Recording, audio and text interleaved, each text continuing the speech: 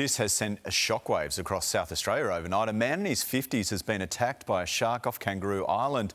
The surfer was bitten twice on the leg by what is believed to be a bronze whaler shark while surfing on the eastern side of that island. So, thankfully, he is expected to survive the attack. For more, we're joined by Anton Covino, Shark Watch South Australia's founding director. Good morning to you. Not the first time someone's been attacked on this beach. Cause for concern, do you think?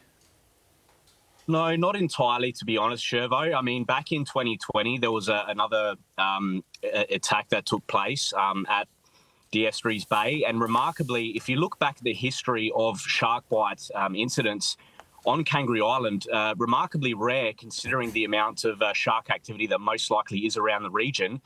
But with all the history of shark attacks that have occurred on Kangaroo Island, most of those people have actually walked away from the incident. So I think it definitely does highlight the true nature of most of these events that do take place globally. Let's talk about the bronze whaler, the type of shark it is. Is this mistaken identity? There were seals in the water at the time as well.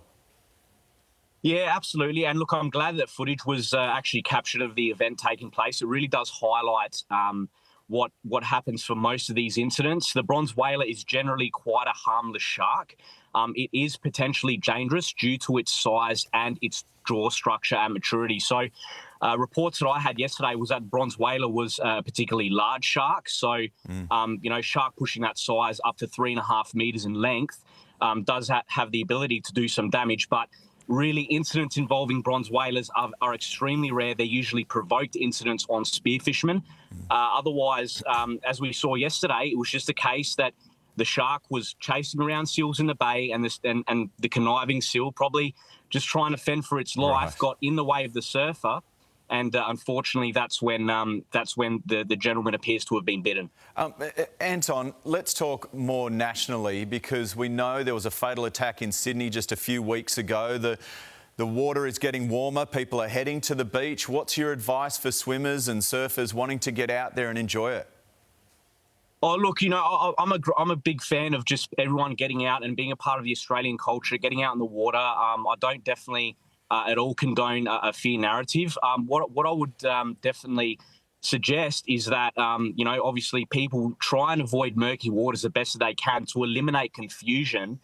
And also, if people want to experiment with certain shark deterrent devices, that's also an option. But definitely if there's food source around, as we saw with yesterday's incident, that's when these incidents are more likely to take place. If you see a lot of dolphins thrashing about, doesn't necessarily mean there's an absence of sharks. For example, over on Kangaroo Island, schools of salmon, Australian salmon are going to attract these sharks. So the best thing is to also keep updated with the locals, and have a chat with those who are in the area who have a greater understanding of those waters. And stay on patrolled beaches as well. Anton, really appreciate your time. Absolutely. Thanks, Shervo. Here's Nat.